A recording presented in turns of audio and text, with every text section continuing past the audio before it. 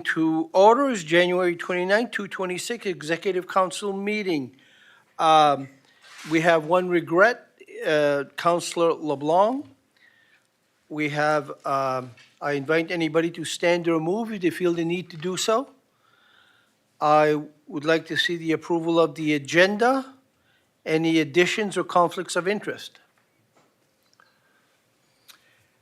Gordon Boudreau.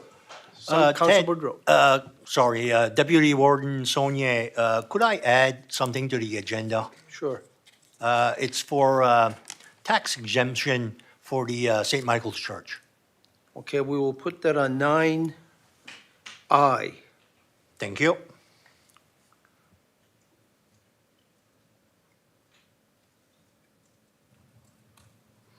And if I may? Sure. Once again, when we get down to item 7A, I will be declaring a conflict, and I will leave the discussion. Sorry, I lost my agenda. We will be making a decision, I assume, on the development agreement, and I'm declaring a conflict because this is a municipal decision, and my son works for the oyster company in question. It is, 9A. Okay, thank you. Thank you. So we will move to 5, adoption of minutes. Does any corrections or omissions? Seeing none, we will approve the minutes as presented. Number 6, staff reports. We get these monthly. We have A, department head report, B, clerk's report, and C, building permit report. They're fairly lengthy, but I'm sure you've had a chance to look at them. Is there any questions? Councillor Burke. I think it's here. I just wanted to ask Renee Jedri the timeline on the library for the new location. Do you have a timeline for that? Thank you. Yeah, we actually tomorrow, I have a meeting with contractors tomorrow, so I'm hoping to get a better iron out a timeline for costing and possibly start the project. So right now, right at this moment, I don't have a iron out. Tomorrow, I will have a better idea tomorrow. Thank you. Thank you. Okay, thank you. Any other questions? Seeing none, we'll go to 7, 7-day notice, and there's none, so we will move to 8, old business. Any questions on old business? Seeing none, we'll move to 9 for decision and discussion. 9A, second reading, development agreement, application, Dion's Oysters Limited. We just went through that with Renee Jedri. Any questions on that? So we can make a motion or defer to accept. Make a motion and we defer to the next meeting.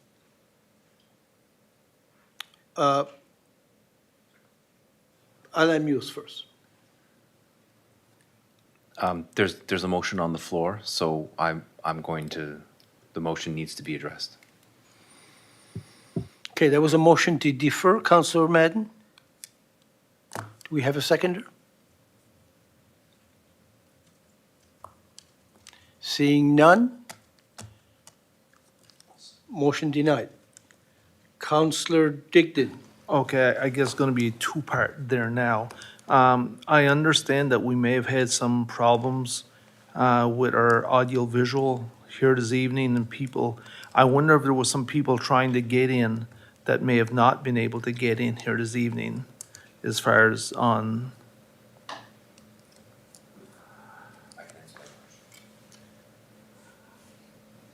See your muse. So initially we had an audio issue with council, couldn't hear. That was resolved. And so council was able to hear those that came on and made the online presentation. However, I believe that was not necessarily heard by those that were listening online. So they may not have heard I think one in particular they did not hear, Dale Lacroix's presentation for whatever reason.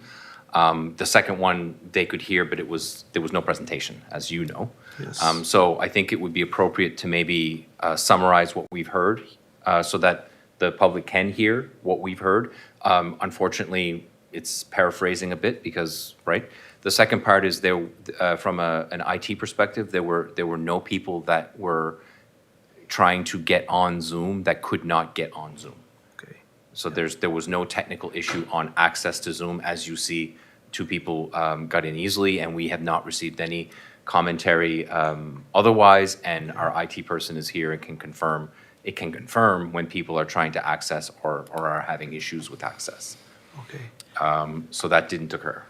okay. And, sorry? Yeah. And if I may, then, so there's no motion on the floor right now, where it's just discussion right now? that The we're having? motion to defer did not receive a second, so there was no motion. Exactly.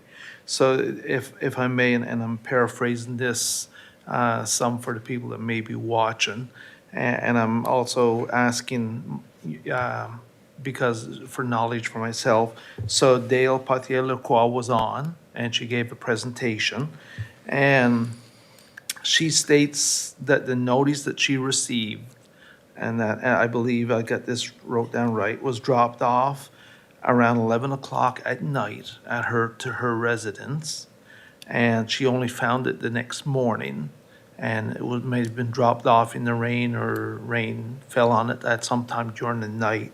I was, and just if I can, and I guess her concerns were about 18-wheelers parking on the road out by what may become, if this passes, for a new building for Dion's Oyster to use. I believe I've paraphrased that.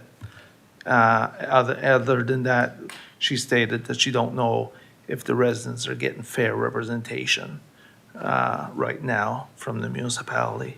And if I didn't paraphrase it right, I'm sorry to Dale and anybody that may be watching. But getting back, I guess, in the form of a question, so how does that work about people getting these notices when there is a development agreement or a proposed development agreement?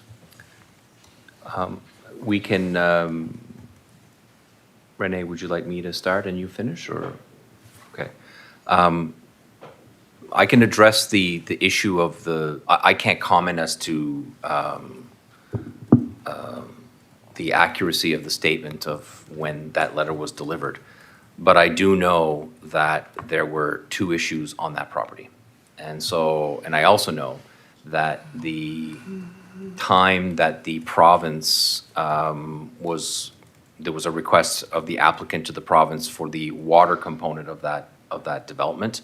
Our responsibility is and only the land use aspect of that. What happens in the water is not our jurisdiction. We don't, it's not part of the decision. I do know that when that was occurring, Canada Post was on strike. So, and I am intimately aware of the province sending those letters via delivery system, like a FedEx, or I can't tell you which one. So it's probably a little unsurprising if a person in that area received mail at an odd time, because Canada Post certainly doesn't deliver at 11 o'clock at night, but I know that there was a strike at the time.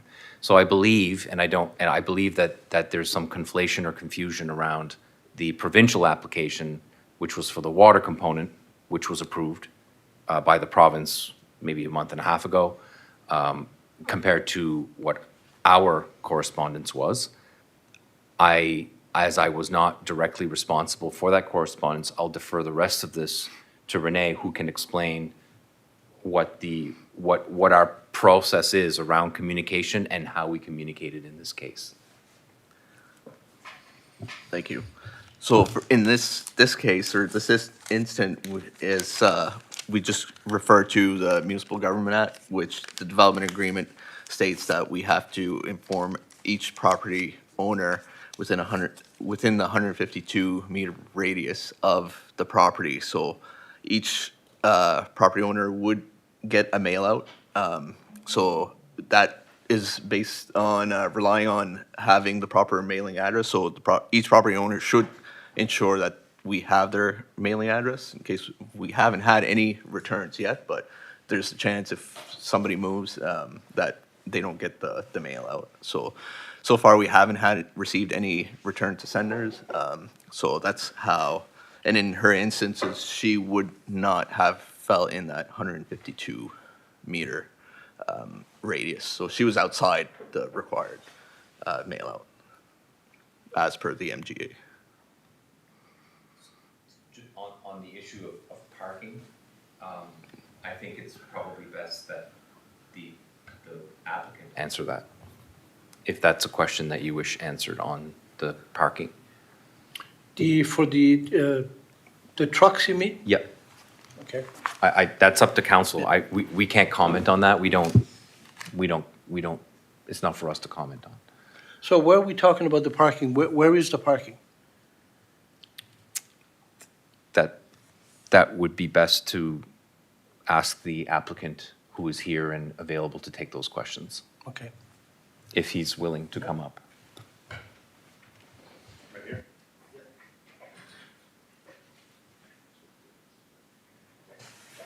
So what Dale would be referring to would be the transport trucks that pick up our oysters. So what we do is we have a processing facility at the location that I guess we're discussing tonight. And part of that processing facility is we process oysters. It is a CFI, Canadian Food Inspection Agency, registered facility. We process our oysters in there, we grade them, we sort them, we pack them, and then we hold them in cold storage until the trucks come. So what we do is we aren't allowed to hold our oysters under CFIA's, I guess, rules in ambient air temperature. They have to be held between 2 and 4 degrees Celsius. It's a live product. So what we do is when those trucks come, we've asked them to call us a good 10, 15 minutes ahead of time so that we can prepare, get the tractor, get the pallet on the fork, so when the truck gets there, we load the truck. It's never more than 10 minutes at the most. Yesterday it was 6 minutes.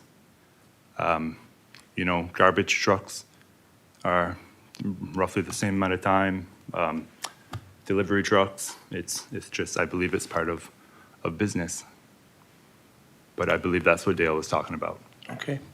Thank you. Welcome.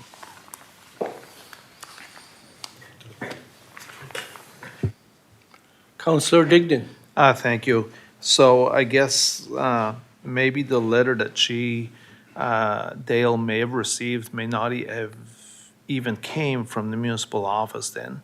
So that would have nothing to do with us. And I guess on the second part, as far as the trucks, that is part of business, no matter where you are. There's trucks parked on the side of the road every day down in West Pubnico and Middle West Pubnico and all that, tractor trailers and all that, and just have to be careful, but it is part of business. And the only reason, again, I was asking these questions just to make sure, and I was sort of paraphrasing, I guess, what Dale had asked us, because I just wanted to make sure that her concerns were brought up here this evening. That's, that's all. Thank you. Councillor Madden. Thank you, Deputy. On that subject of the truck, I know 5-6 minutes sounds like a short time, but it is a long time. It is on a hill with a blind spot. And it's not only Dale that's complained. I've had numerous complaints from the residents that don't say anything. They just speak up and think, that somebody's going to do something about it. But it could cause a problem. It could be an accident, and I don't know who's going to be to blame, but it is a problem. I'm going to give you an example. Yesterday I tried to plow my driveway, and it doesn't take me long.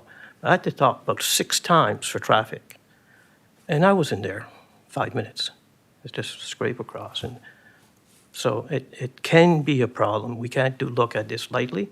And no disrespect to Golden, but I've had the complaints, and I've gone through myself and slowed down.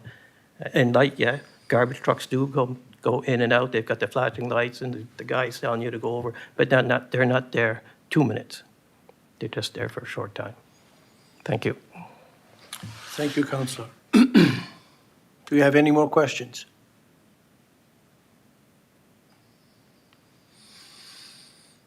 Okay, seeing none, we do have a suggested motion or to defer, which was just defeated, so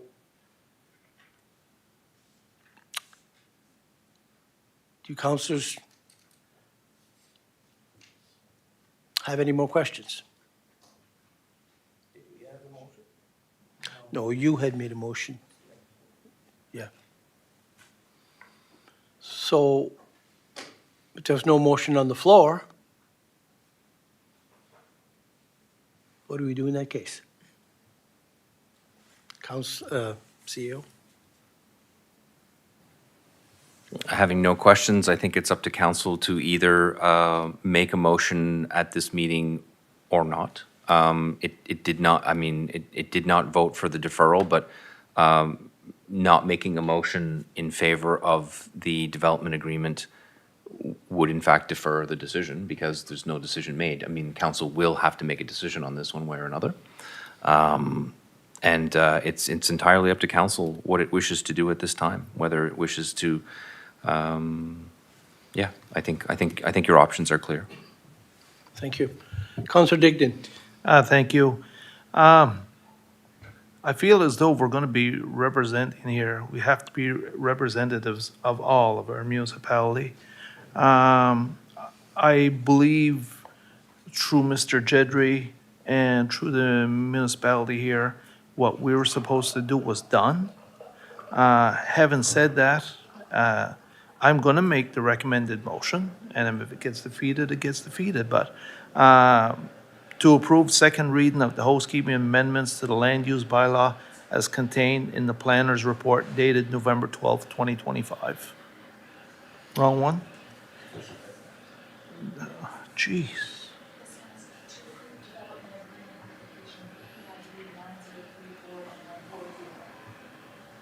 Where's that one at? Eh?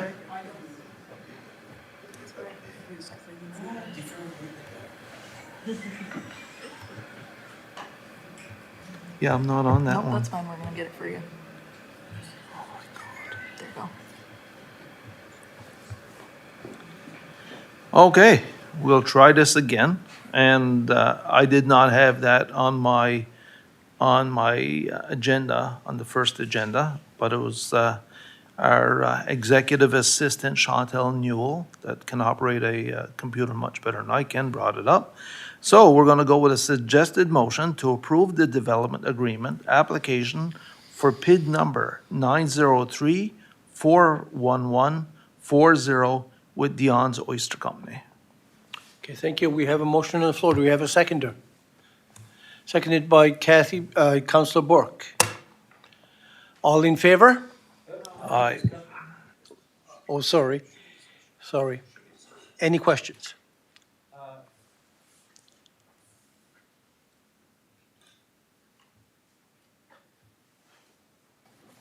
Councillor Mann. Thank you, Deputy. It's more of a statement than anything about the village of Eelbrook, and I have a historian here, so maybe you can correct me. But, you know, through the past 60 years, Eelbrook SAR have lost a lot of services. Financial institution, insurance company, broker, primary to 12 school, post offices, restaurants, some due to businesses due to the 103 going by. Even before that, we had a doctor in the area. That's all gone. Many residents are healthcare workers, educators, carpenters, contractors. They commute to work. Well, they don't work in the area. We're not accustomed to seeing fishing equipment in backyards and along villages and roadways like other coastal fishing villages. In my opinion, the Eelbrook SAR should be a residential and not have a coastal designation. A lot of retirees there. There's no services anymore. Why have all this noise? We don't have, harvest fish, shellfish is not a municipal responsibility. However, we have a responsibility for seafood processing facilities. Land use bylaws are there to protect their residents. It's time to listen to them before it's too late. We have 53 other sites that are waiting for approval. We do it for one, we do it for everybody. I want you to think about that before you approve this application. Thank you. Thank you, Councilman. Any more questions?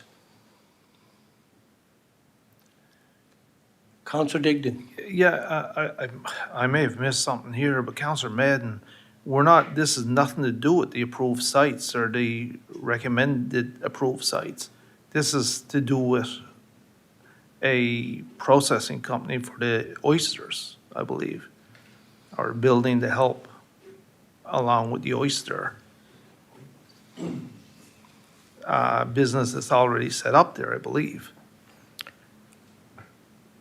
Yes, but it's a land use bylaw that we're trying to get approved, if I may, and it has been a complicated one to try to understand all the rules and regulations, and Mr. Jedry's been helping me, but it's been difficult. I don't know where the process is going, what this allows Dion to do more than before, and why did we have to do it? Is the expansion going to be that big? I don't know. Nobody can tell me where it's going to finish, how big it's going to be. So applying for an application means that you want to expand, as far as I'm concerned. And maybe I've got it wrong. This is just a statement from what I figure Eelbrook and SER residents deserve. Thank you. Any more questions? Councilor Surratt. Hi, just listening to Councillor Madden and his, as you know, I write a lot of notes, expansion versus the word compliance, and I kind of look to Renee around, because in the wording of the public presentation, it talks about compliance with the bylaw as opposed to expansion. So could you clarify that, please?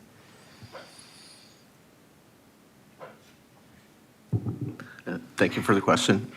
So when this came about, the applicant approached the municipality just to be in compliance, as when the property was subdivided recently last year, so that would create its own property identification number, which then would be an existing non-compliant use. So now, in show of good faith, the applicant wanted to go through with this process, to go through the development agreement, which this development agreement is a legal contract that this use is the only use that they will follow on this property. So any other use that they deviate from this, the municipality has a stronger policing force. They restricted to this single use, right? So this agreement is contract with the municipality. So if they fall out of the contract, then the municipality can the word, efficient for the word, but can terminate the agreement. Hopefully that answers your question. Okay, any more questions? Seeing none, we have a motion on the floor. All in favor? Aye.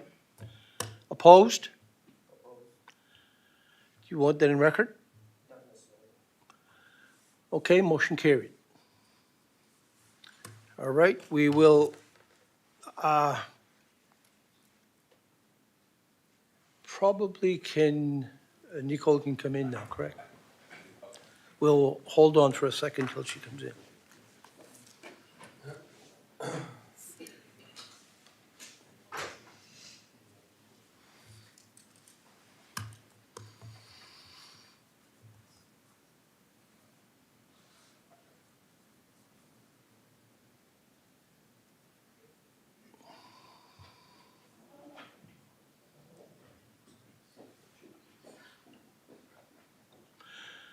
Okay, we will go to 9B, second reading, land use bylaw housekeeping amendments. We went through this at our last meeting.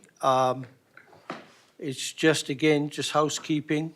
There's a motion, recommended motion on the floor to approve second reading of the housekeeping amendment to the land use bylaw as contained in the planner's report dated November 12th, 2025. I'll move that motion. Do we have a seconder? Second, we moved by Warden Albright and seconded by Councillor Boudreau. Any questions? All in favor? Aye. Motion carried. 9C, low-income tax exemptions. We changed this last year. We had upped it a bit, and there's a proposal to up it just a tad more from 29,000 to 3,000, to 30,000, sorry. And the bottom one, from 56,064 to 65,500. It's not a huge change. It's quite helpful. You see the stats. We need a motion to move that. Moved by Councillor Madden. Seconded by Councillor Book. Any question? All in favor? Aye. Motion carried. Financial approval, that's 9D. We just went through that with Marcia just before this meeting, and we need a motion to accept the financial report. Moved by Councillor Digdon, seconded by Councillor Surratt. Any questions? All in favor? Motion carried. 9E, proposed merger of the Municipality Recruitment Retention Committee and Community Navigator Oversight Committee. It's a long one. Warden Albright will speak on this one. Thank you, Deputy Warden Saulnier. So this is, I brought this up before, I've kind of given you the preamble. There was two attachments that kind of gave you the information as well about why we're making this change. Basically, it is to put, so when the Doctor Recruitment Committee was formed, that was at a time that the recruiting was happening in Southwest Nova Scotia, so we felt like our area really wasn't being well represented, so the Doctor Recruitment Committee started. And then the Community Navigator Committee started, and it was more community-based, so it was community-led. We did have municipal representation on that committee, but it was the Chamber of Commerce and the Hospital Foundation. They were the ones that were really leading it. I was not a voting member, but I did attend those meetings. I was a voting member on Doctor Recruitment. So then fast forward to present time, where now we actually have a recruiter for our more local area, and the Community Navigator role has really expanded. It's expanded, and they work very closely together. So what was happening is there was a Doctor Recruitment meeting, you'd hear the information. There was a CNOC meeting, you'd hear the same information. And we were quickly realizing that there was a lot of redundancy and repetition, so we decided, we had a conversation about how can we make this more efficient. So that really is a resume of basically why we're looking to merge the two, same information. In this case, it'll be one committee. They're still working on the new name for the committee, and there will be municipal representation from each of the 4 units that fund it. So there will be voting members from each municipal unit, whereas CNOC, there wasn't voting members from each municipal unit at the time, okay? So it's to help with governance, it's just to streamline things and to make it more effective. I assume you've had the chance to read the documentation that was on there. So if you are in agreement, there's 2 possible motions that they'd like to have made. The first one is that the Municipality of the District of Argyle approve the merger of the Municipal Recruitment and Retention Committee with the Community Navigator Oversight Committee, and that the dissolution of the Municipal Recruitment and Retention Committee happens. So that's the first motion. I would like to make that motion. Is there somebody willing to second that? Okay. Okay, so motion made by Warden Albright and seconded by Councillor Surratt. Any questions? Seeing none? All in favor? Aye. Opposed? Motion carried. Okay, there's a second motion to be made, and it's to appoint the member that will now sit on that new committee. I am okay with staying on that committee unless there's somebody dying to be on that. If there's somebody dying to take my place, that's okay, but I am also okay with being on that committee. Councillor Digdon. I'd nominate or make the motion that our warden stay on that committee. She's very familiar with it. She's been on it a while and seems to be working well for us. Moved by Councillor Digdon, seconded by Councillor Madden. Any questions? All in favor? Aye. Motion carried. Thank you. Thank you. 9F, Hope Dial-A-Ride Fare Assistant Pilot Program. I think we're going to have Renee talk on that. Go ahead. Thank you. So I believe it was last year, council approved funds for ride program in Argyle. So we did manage to get it running just late last year, in teaming up with Hope. And so it's been a pilot project. We launched it through our senior safety clients. So that's the senior safety coordinator's clients. So there's been limited use, but it's just a pilot program which has taken off, and we're seeing, as you see from the numbers, use. There is some use, but there's been limited advertising to it. So that's why there's not a lot of use, but we're trying to get get it straightened out before we go throughout, launch it on a bigger scale. So it's available to all residents of Argyle, and there's funding from that Hope can receive depending on the criteria of the client. So it's doing well. Hopefully this year we'll see more use out of it, as there'll be more advertising through our social media forums for this service. So. Okay, so we have a suggested motion that the motion reads that council authorize the continuation of the Fare Assistant Pilot Program with Hope Dial-A-Ride and maintain the existing foundation allocation of $10,000 with authority for staff to report back on program performance. Moved by Councillor Digdon, seconded by Councillor Bork. Any questions? Councillor Madden. Just put my mic on to make a comment that I've received some very positive feedback on this service, so I think it's a good idea, and thank you for bringing it up. Thank you. Councillor Surratt. I was just curious how the service runs. Like, is it a point A to point B? I just noticed that there's like shopping errands, like, if I'm a senior citizen and may not have my own vehicle, what does that mean exactly? In all fairness, there's a lot to their license. I think their license requires them to pick up and go throughout the community boundaries, so they have to cross community boundaries for it to be effective. But it's definitely anything, if they don't have a vehicle or access to ride, they call the number. There's some criteria if they can't, if they're limited with funds, they supply some, I think it's T4s or some income assessments, and then they can, Hope can apply through other funding to recover costs that, instead of leaving it all on the municipality. So it's definitely, there's talks of having designated shopping trips. So either having somebody set up, come here, and you could set up for a weekday, meet in the parking lot at J. Hatfield, and then go to the mall or wherever desired. So it's still in the very, very early stages, so we're trying to improve it when we can. Warden Albright. Thank you, Deputy Warden. I also have a question for Renee.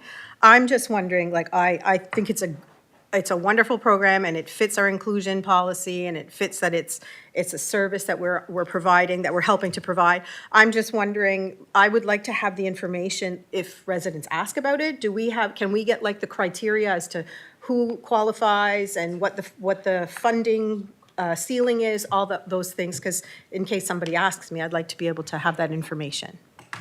Right.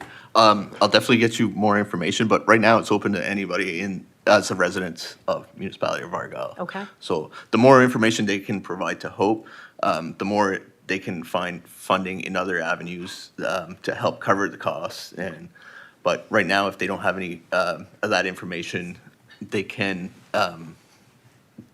basically pay as what they can afford to pay for the service too. So, and then Argyle covered the remainder. Okay, thank you. But I will get more information on that.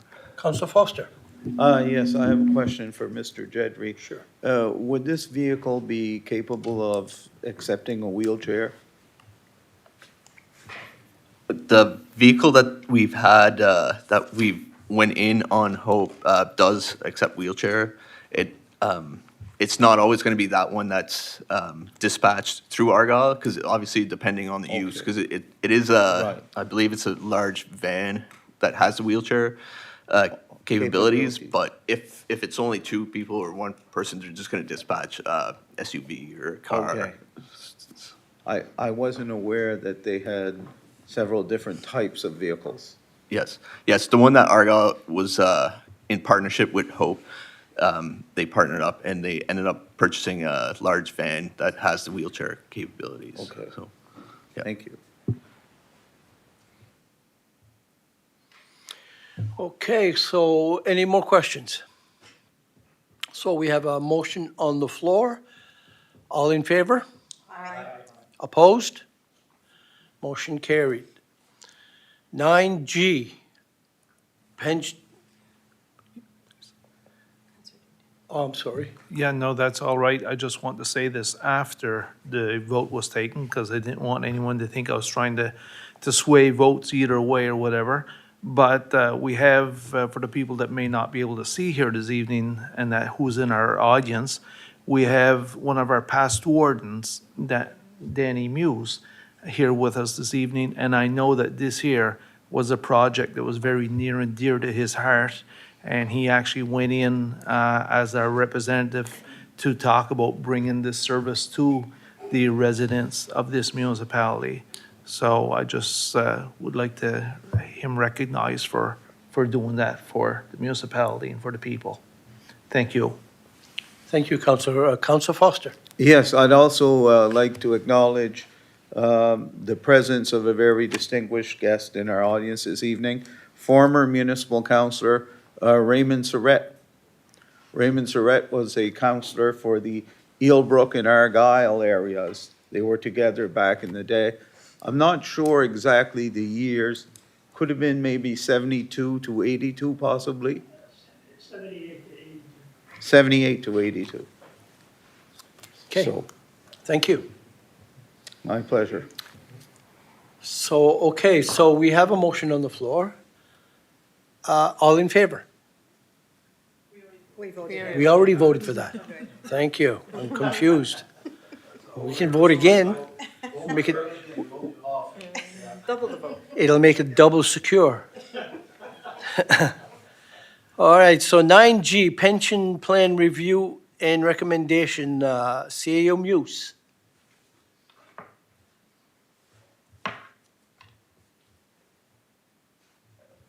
Thank you, Mr. Chair. So this is not new information to council. This is the third time that this was raised. The first time was to establish the fact that the existing pension plan for staff was going through a review, which is not uncommon. And in doing that properly, we had an opportunity to examine the Provincial Superannuation Plan, which is, many people are familiar with that type of plan. Many of the teachers are on that plan, nurses, et cetera. I'm sure I'm going to mess up who's actually on that plan, but it's generally speaking for provincial personnel, service workers, et cetera. About 2, maybe 4 years ago, 3 years ago, that became available to municipalities. It was extended to municipal elected or appointed officials. And under normal circumstances, a defined contribution pension plan is often the way to go. And I did describe the difference between the two in the report. It's fundamentally what it is one tells you for sure what you contribute, and the other tells you for sure what you get in the end. And so the defined benefit is generally speaking a superior product for the investor, but there's always risk to the person holding that plan. So it was never a consideration for this municipality because of our size and all sorts of other reasons. Many municipal towns were actually moving away from this plan because the way that actuaries would calculate the plan and how it would calculate deficits and surpluses was extraordinarily expensive, and all the risk was bearing by that particular municipal unit. So that was why it was never really a good idea until the provincial plan became an opportunity. So what the provincial plan allows is a more stabilized contribution. It protects the staff from ups and downs of market values that would have a risk if you were holding it yourself, or even, and that risk exists today in our pension plan. So if a staff person is contributing, they get what they get at the end of their career, and cross your fingers that there hasn't been any negative policies or procedures or things that happened in the market that forced your portfolio to come down in market. The defined benefit plan takes that out of the equation. They do a larger calculation, and the user, the person that's in it, is now joining a much larger pool, which has the guarantee or the stability of a provincial government as opposed to an individual town or municipality. So that's just to give a little bit of a history behind why this is an option.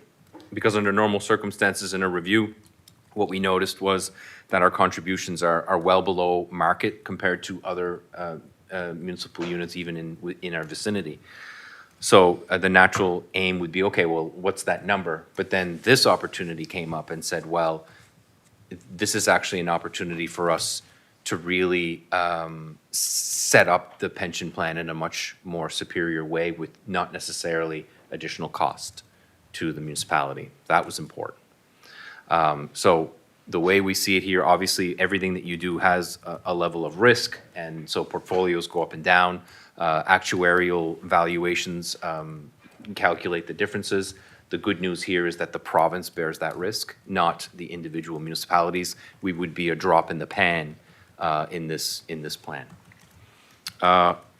We had a presentation done first internally, and I know I shared it with you, Council. We didn't have the presentation here in the public because the presentation was massively long and very complex. You've had the chance to look at it, and if you are anything like me, it was like, oh, wow, it's a lot of actuarial speak.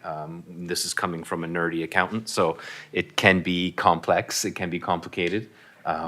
And perhaps one of the councillors here hears a story or two from his son who may be an actuary and may speak the same language.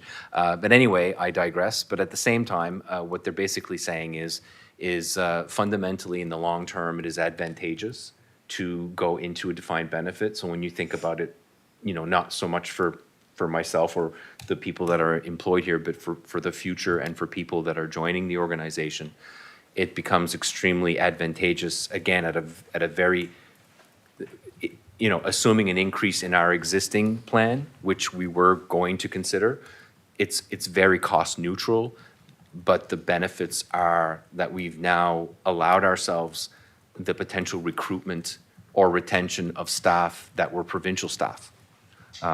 And that was never a real opportunity before, because when you're in a defined pension plan, there are, there are a lot of advantages for keeping on that plan.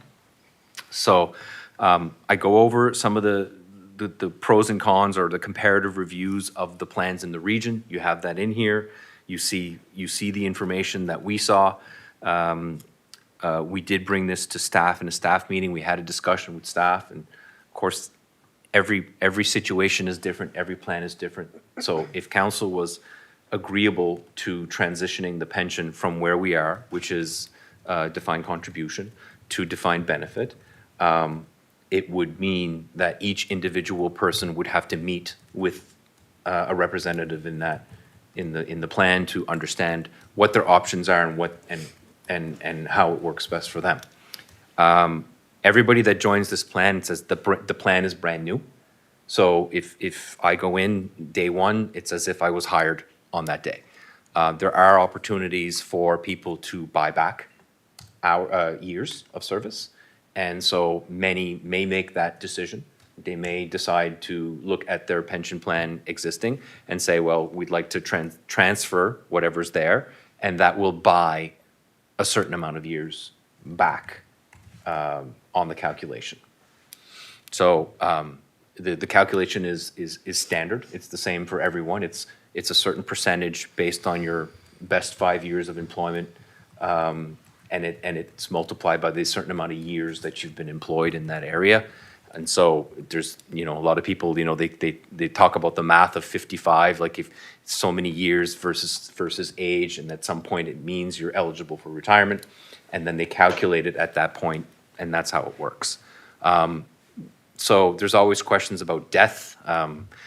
That sounds a little tragic, but it does happen to all of us, whether you like it or not. And so yes, thank you, Councillor, for reminding me. Anyway, and so what happens is, and I can speak to my father who was on the plan. My father passed away at 64, and my mother was fortunate to receive a percentage of that particular benefit plan until her death. And so that is available to your spouse, the spouse. Of course, if you pass away before you retire, there's calculations there as well. But it's meant to determine, it's meant to pay you until you die. So with a defined contribution, there's no guarantee that you're going to be paid until you die. But you do know how much you earned and how much will come to you. You also know that it could run out on you. So, and that's the biggest difference. So the risk is shifting from the municipality sorry, the risk is shifting away from the staff person and to the plan. I'll stop there. So,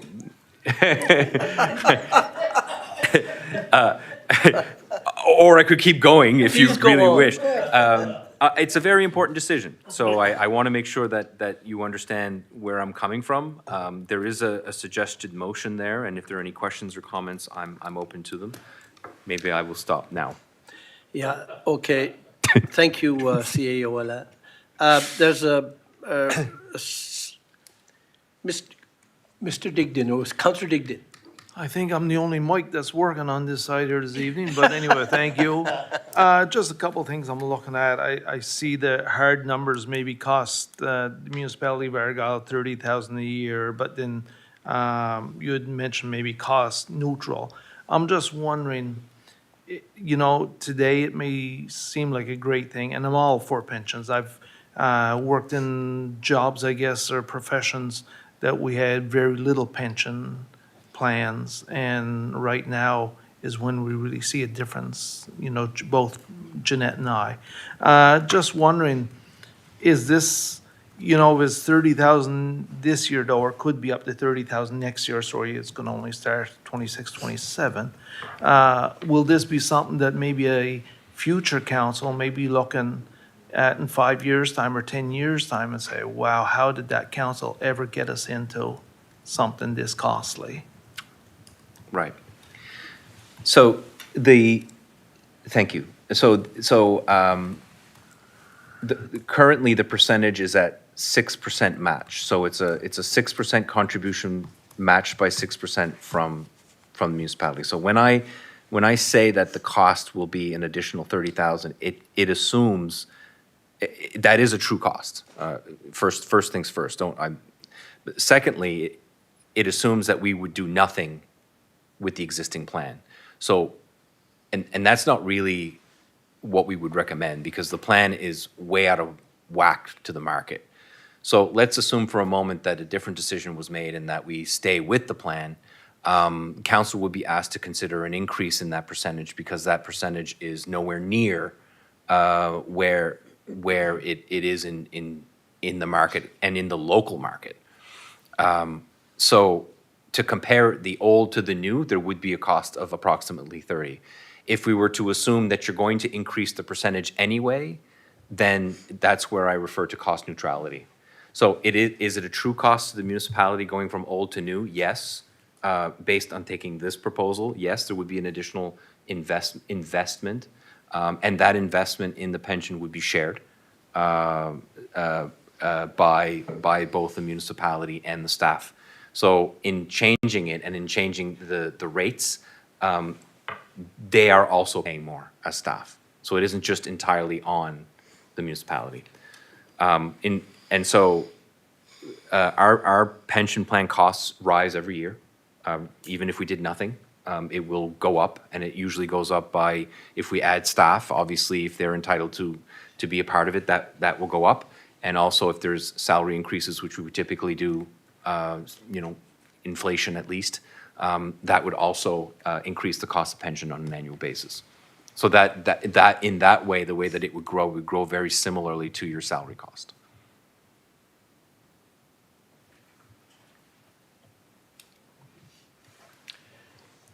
Warden Albright.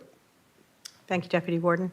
I think that I could see this as being almost a recruitment tool as well.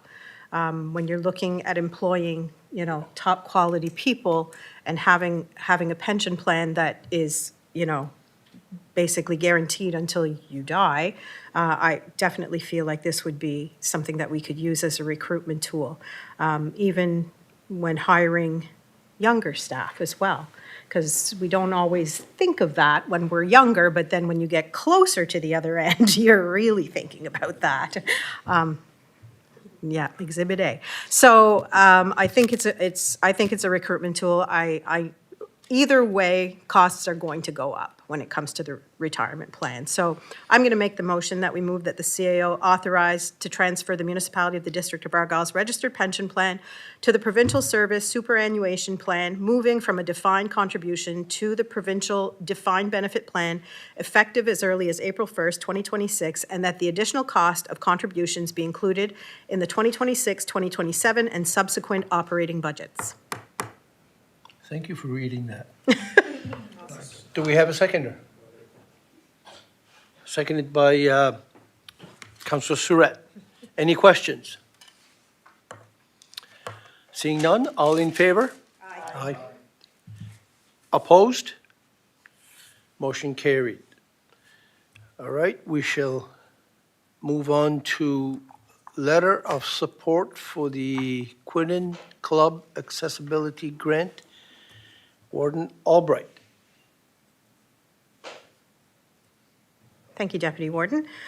This is, so the Club des Audacieux in Quinnen are looking to make some accessibility upgrades. They're applying for a grant through the Community Accessibility Program, and they are requesting a letter of support from us in order to strengthen their application. So it's not that they're asking us for any financial, we've done this before.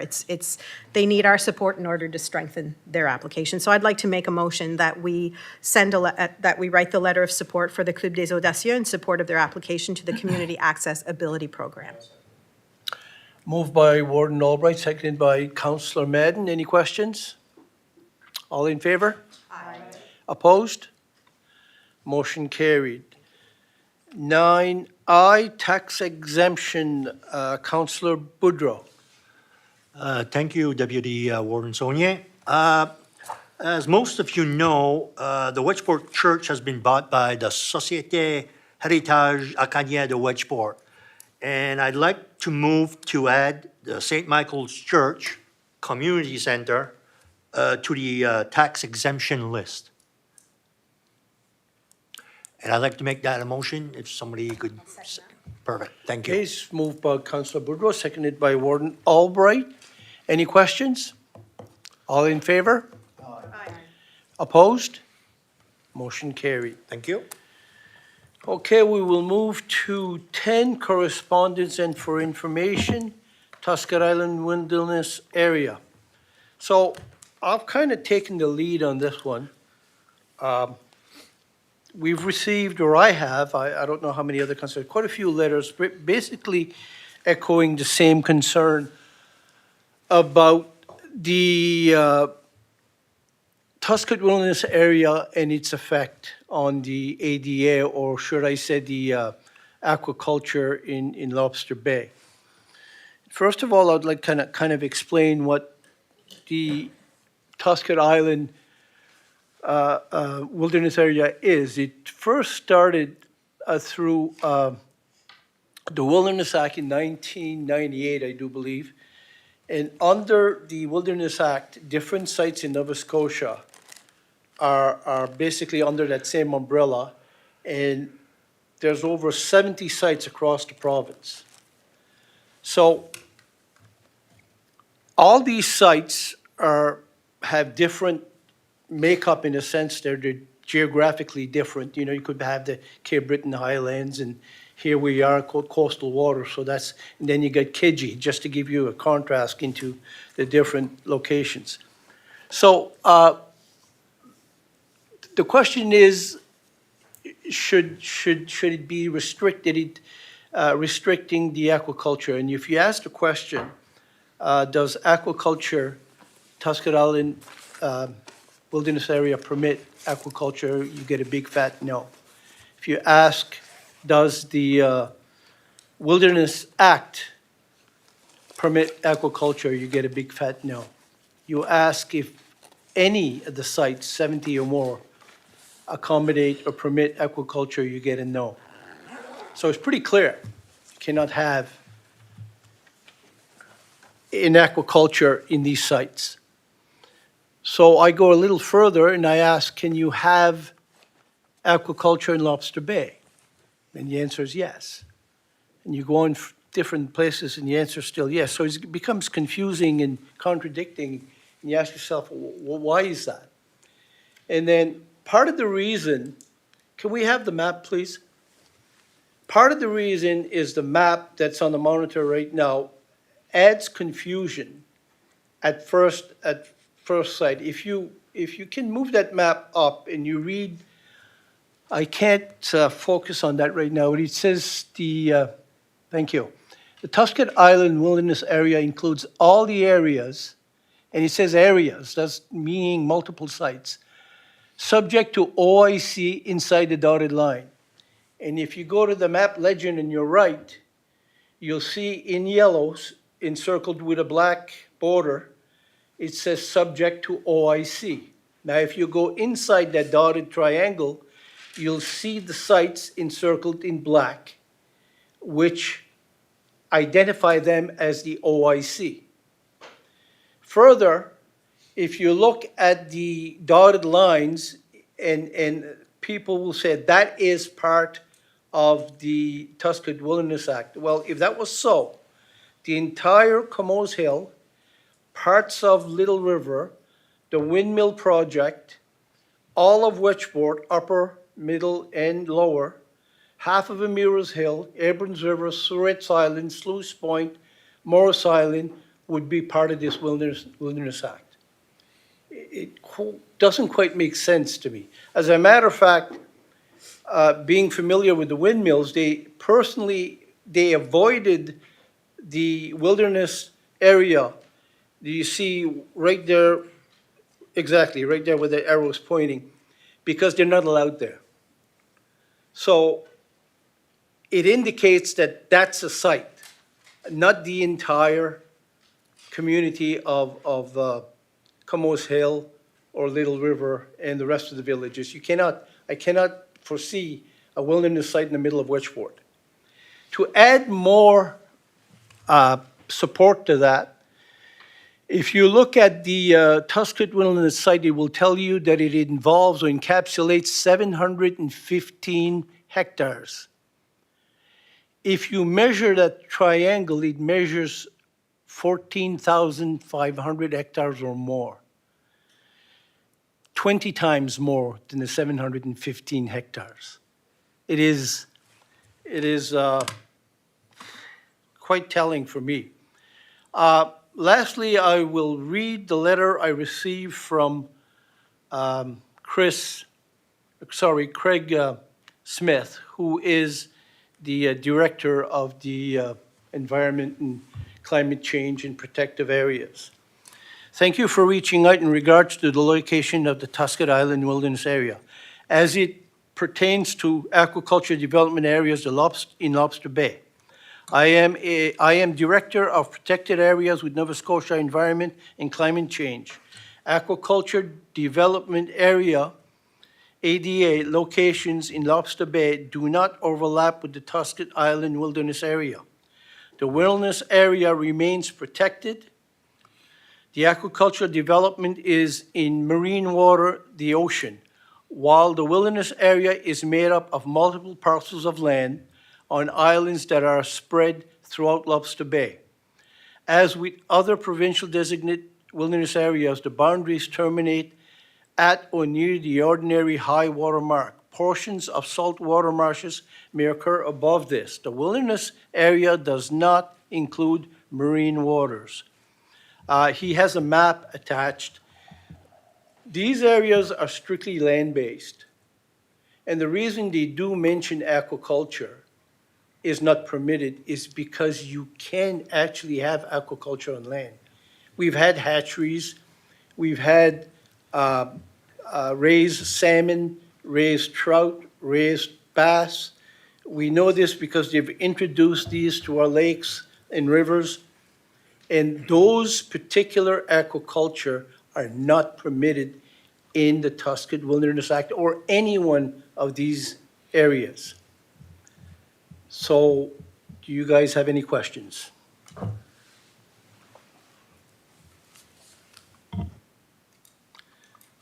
Warden Albright. Thank you, Deputy Warden. Thank you for that explanation. I think we've had a few questions from a few residents. I know we've all received some emails, and my automatic response is when something provincial comes forward to us as councillors, then I'm going to make sure that it's forwarded to the province, and I will continue to do so because they are the people who are responsible. They are the people in charge of this. So, for example, the Tusket Island Wilderness Area, it's actually an act. And it's an act that we don't have any control over. And I know that some residents don't like to hear that, but that is the reality of it. So I just, for the public who have possibly heard that we have been forwarding this to the province, they are indeed correct. That is correct. And I will continue to forward any questions regarding anything that has to do with provincial legislation, because I want to ensure that residents get accurate information.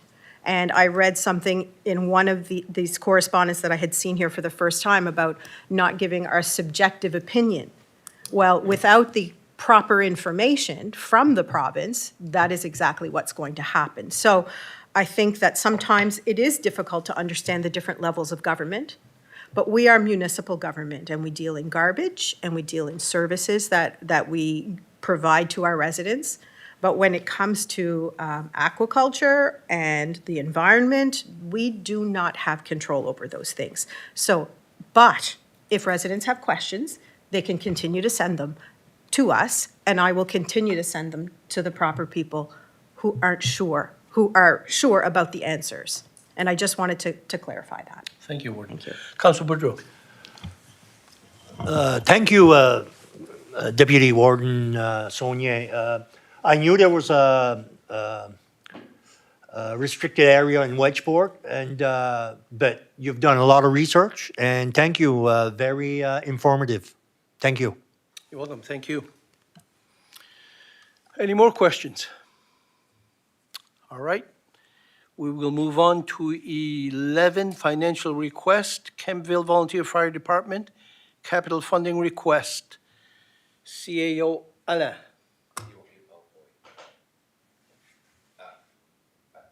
I believe our representative in that district also has a thing or two to say on this, but I just want to say that the request from the Kentville Volunteer Fire Department was, we have a policy in place, and the policy is in council's understanding, and we assess the request against that policy, and it meets all the criteria of the policy that you've asked us to follow.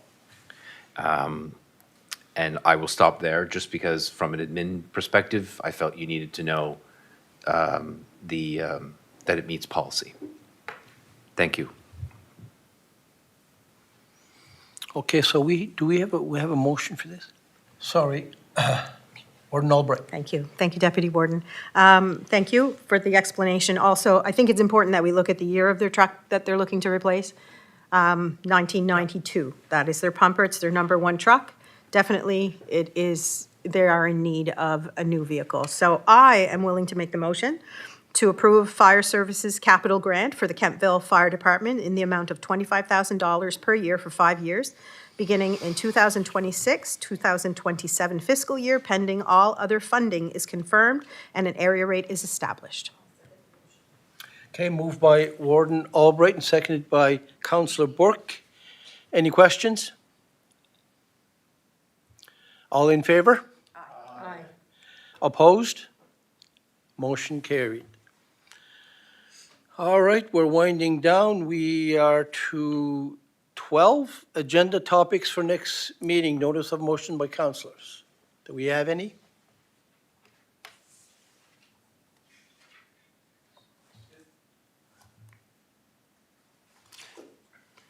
Wasn't coming up. That's all Councillor right. Digdon. It's not an agenda topic, it's this new program on the agendas.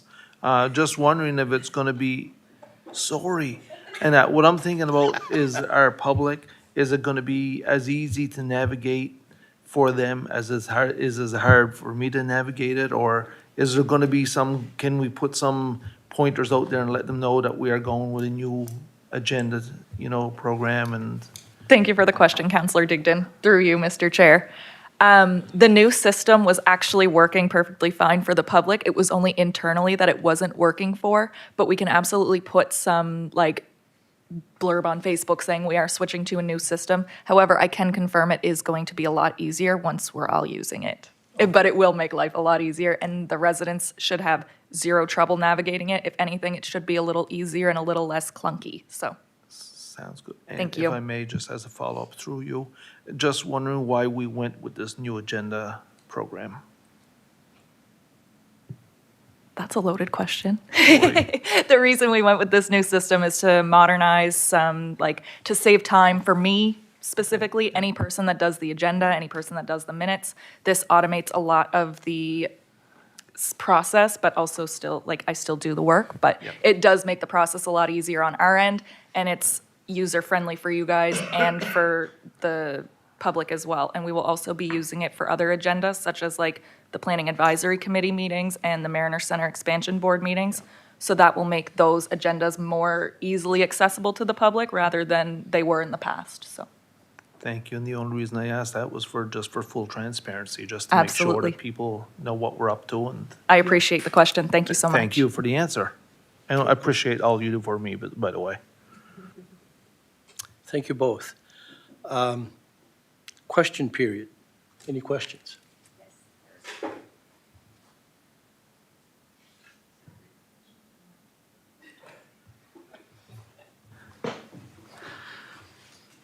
So the question was, can you tell me if the existing property on either side of the site has ever been designated commercial?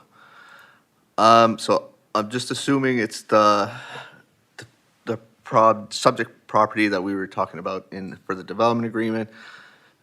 So the zoning in the Eel Lake and all along Highway 3 area is considered coastal communities zone, which is a zone commonly used in other communities. So the zone allows for residential, institution, and some commercial activities, but some activities are not automatically allowed in that area, like as the term is as of right. But some are allowed through a development agreement, which we just went through and requires public input. So there are some commercial activities allowed in that zone without public input. So at your request, we can send additional detail on that land use. That's all I can say. Councillor Digdon. Thank you. And just for full transparency, and just wondering who that question came from. I don't see it here, so I'd just like to know, that's all. If it's public. Michael Scott. Okay, yeah, thank you. Yeah. Did you hear that? Yep, Any more questions? that's everything. That's everything? That's all the questions we had. Okay, so we move to 14 in camera. We have none. 15, move to adjourn.